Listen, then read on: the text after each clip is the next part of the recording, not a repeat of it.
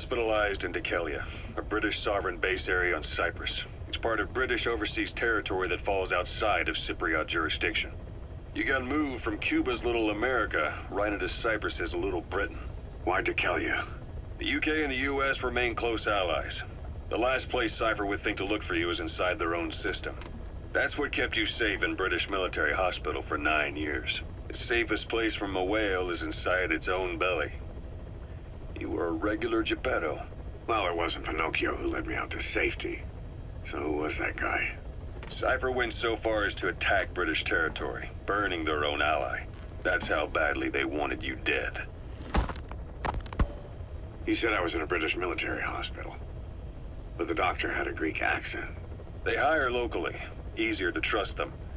Dikelia is also home to Greek Cypriots, after all. What about the Turks? They haven't returned to the south. Not yet. The Cyprus dispute is still a long way from resolved. The country is just as split as it was in '74. Turkish Cypriots in the north, Greek Cypriots in the south. Between them, the Green Line, the UN established. And Dikelia sits right on top of it. It does. Part of the buffer zone between the two groups. Another reason it was the perfect place to hide you. Easy to spot any outsiders snooping around. So how do things stand? Now, last year, the Turks declared that the Turkish Republic of Northern Cyprus is an independent state, though it's only Turkey that recognizes it. In the past, the Greeks and Turks lived side by side in the same villages. There are reasons to fight. Those came from the outside. Greece, Turkey, Britain, America, they all have their own stake in pitting the two sides against each other. But once you spark something like this, it's impossible to control. Both sides build up grudges like debt, without the foresight to see that each act of revenge just fans the flames.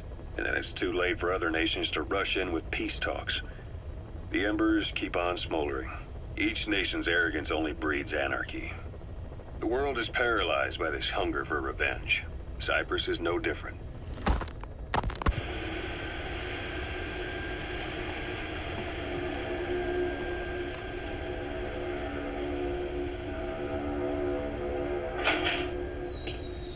You're up. We're changing ships? We can't go sailing the Suez in a whaler. The Suez Canal. When did they reopen it? Not long after you were attacked. Once they finished sweeping it for mines after the Arab-Israeli conflict. Can you stand? We've got to transfer to a container ship for passage through the Suez. Our destination is Pakistan, Afghanistan's neighbor to the south. There, we disembark and head via Peshawar to the Zero Line, the border. We'll travel to the Khyber Pass by road. And then? We continue on horseback. Afghanistan's main roads are under Soviet control. We'll need to go around them. It'll be all narrow, winding paths through the mountains. We'll do better on horseback. It's a local guerrilla tactic. They use the higher ridges to avoid air recons. Then they charge down the mountains for ambushes. The Soviets still haven't devised a counter-strategy. Our time frame is only half as much as we really need. It's gonna be a tough march. Better horses than boats. Well, it'll make for good physiotherapy. Take the time to get used to that new arm.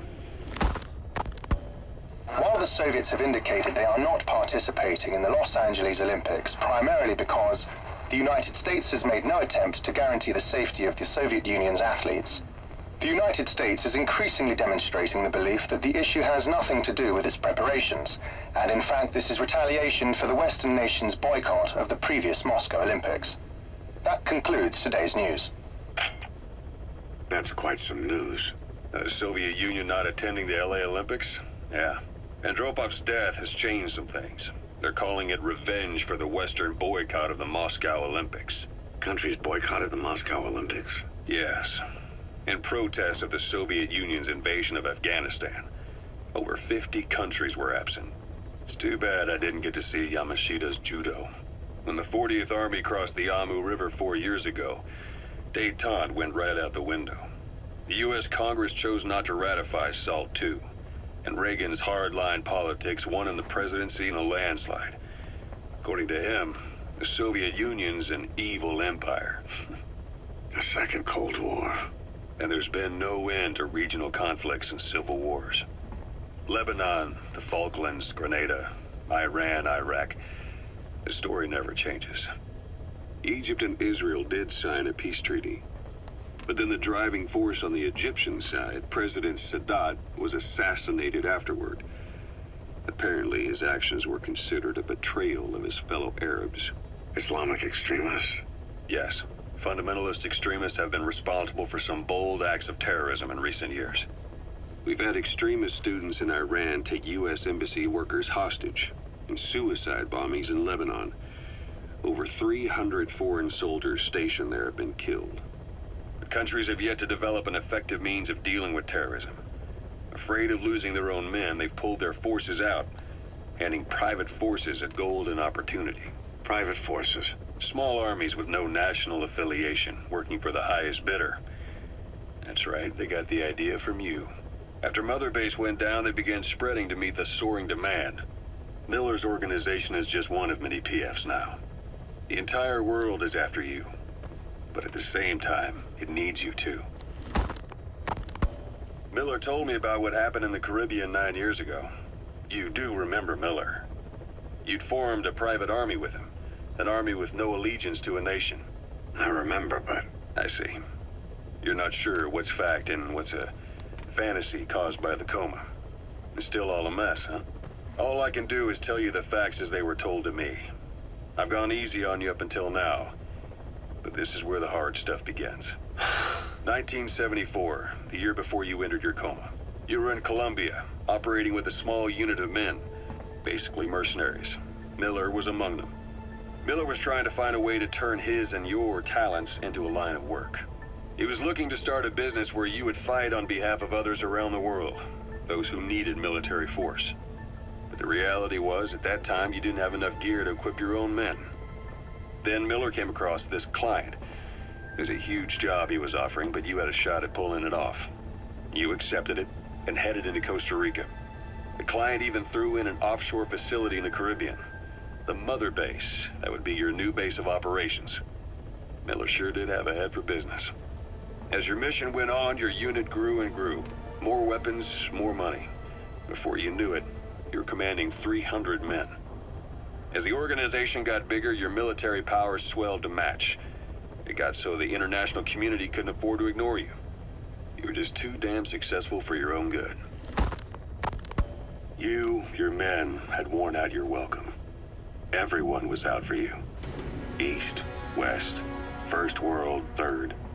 It was only a matter of time before someone took you down. And that was XOF. Officially, they're an anti-terror unit under the CIA. In reality, they're Cypher's private strike force. They lured you to Cuba using Chico, the Nicaraguan revolutionary kid, and Paz, a mole who worked for Cypher as bait. While you were gone, XOF, posing as a nuclear inspection team, stormed Mother Base. At the same time, C4 they placed on the strut legs went off. The whole thing went down in minutes. XOF. Kisses and hugs followed by a big FU. All because of Miller's blind spot. A back door into Mother Base no one suspected. You remember a certain scientist. Huey was responsible for bringing the inspection team on board, giving the enemy a perfect opportunity to hit you at home. You were returning from Cuba when it happened. Mother Base came damn close to taking you with it into the Caribbean. Those of your men out on assignment returned right away. They refused to believe the wreckage in the water they found was Mother Base. But they checked the coordinates again and again, until reality finally settled in.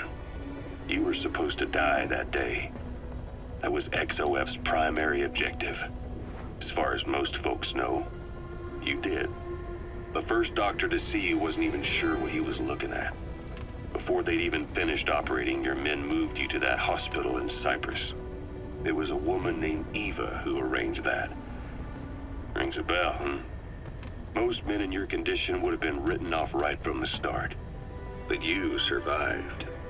You went straight down to hell, and they pulled you out. Your eye wide open. Full of venom. The days of naked Snake are long gone.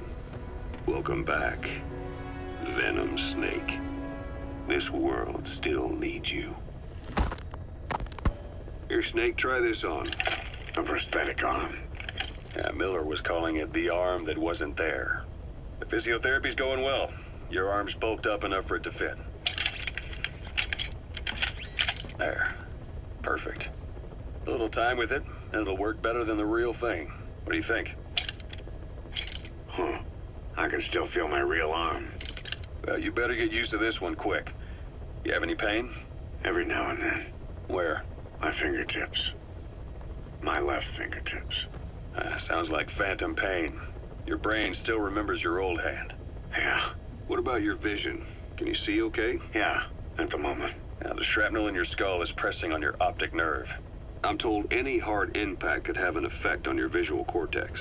Yeah. The doctor mentioned that. Your brain might process visual information incorrectly. In other words, you could have hallucinations. You might see things that aren't there, or not see things as they really are. You experienced any of that? I think so. When? Right after I wake up. Colors look faded. Colors, huh? Well, that's not a major concern in and of itself, but it could mean the difference between life and death in the field. You'll need to watch out for that. I will. All right. You should continue your physio. We'll be arriving soon. It's the last chance you'll get.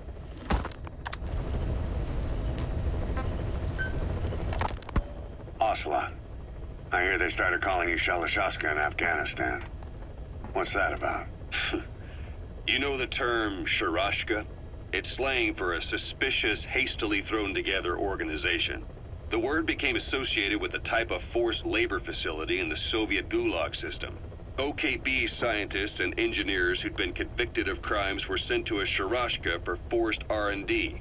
The Sharashkas were supervised by Lavrenti Beria of the NKVD, the secret police, under the official name 4th Special Department. Forced research? That's not very different from what we do here. Diamond Dogs is different. Everyone here believes in you. Regardless of where they came from or why they're here, they revere you. And they're fighting because it was their choice. And if it wasn't, they'd leave? Who knows?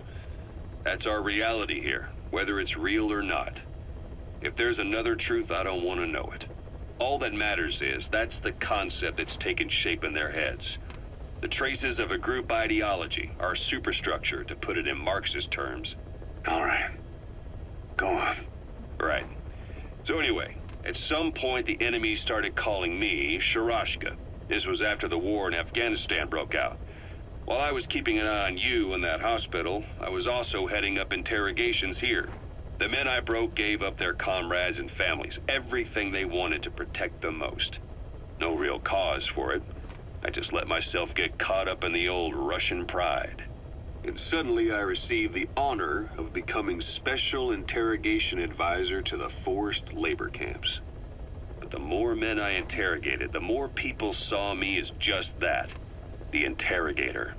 It helped cover my real objective of keeping you safe. You went that far for me? Far enough to keep you alive. I ended up being pretty well known among the Afghan guerrillas. Some of them would have seen me on the battlefield, and that's how I got the second half of the name. Shashka. It's a sword, a type of saber from the Caucasus. Russian dragoons and Cossacks carried them into battle. Now, the Russian Empire had a general by the name of Fyodor Arturovich Keller. His bravery earned him the nickname Russia's Greatest Shashka. Someone must have known about that, because somewhere along the line, Shashka got stuck on the end of Sharashka. The guerrillas were using the name amongst themselves, and by the time I got to hearing about it, pronunciation had wound up as Shalashashka. So, half Gulag, half Hero Sword. Is a perfect fit. But you see how rumors and ideas about people can get out of hand fast. Once you create a character and put it out there in public mind, it warps and twists with every baseless rumor.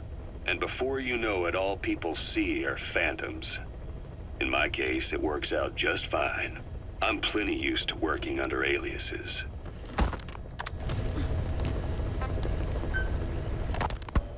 So SALT II still hasn't gone into effect? That treaty was drawn up to limit not just the size of the U.S. and Soviet Union's nuclear arsenals, but also their delivery systems. The whole deal.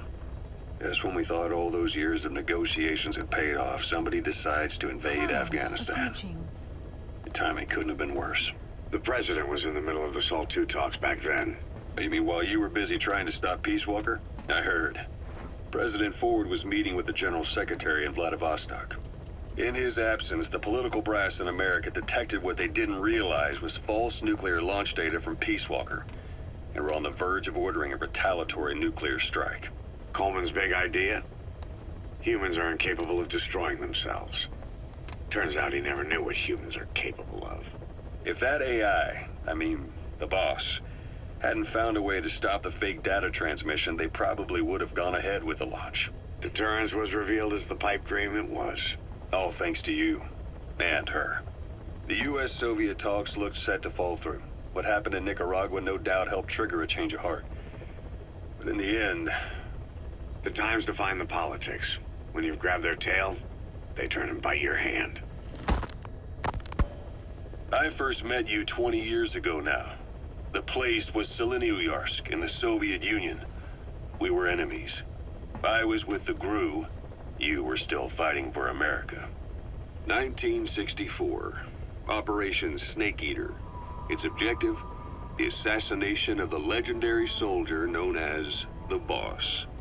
When you returned home successful, they awarded you the title Big Boss. Your CO, Zero, sought to carry on the boss's will by covertly establishing his own organization. You knew the original members from Operation Snake Eater. From America, there was David O, or as he was to you, Major Zero.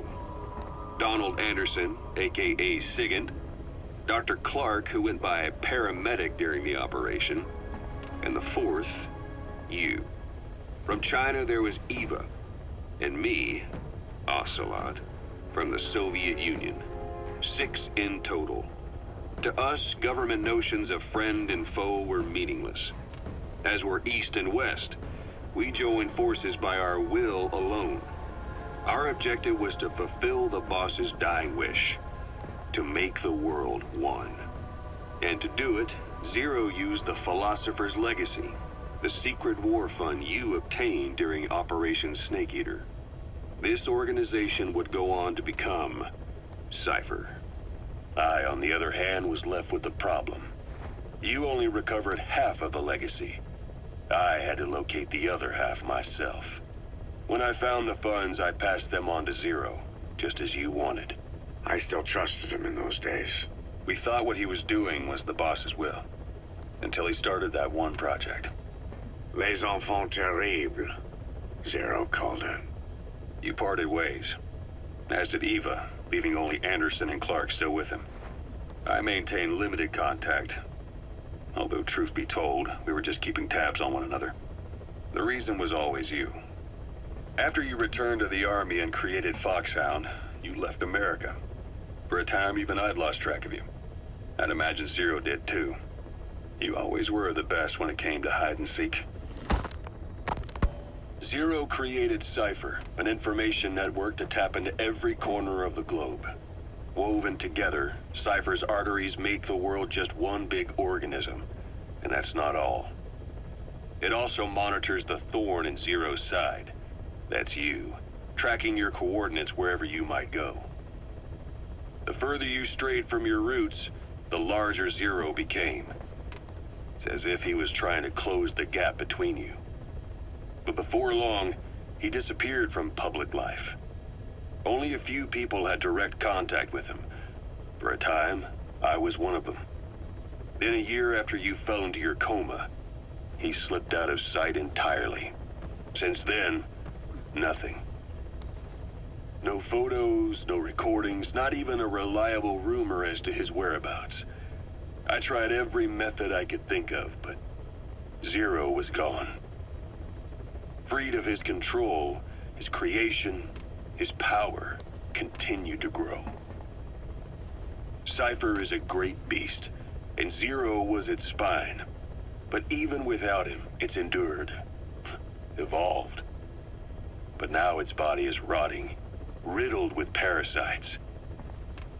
Parasites like the ones who attacked you 9 years ago in the Caribbean, and then at the hospital. Cypher's Black Ops Unit, XOF. They learned where you were, came to wipe the slate clean.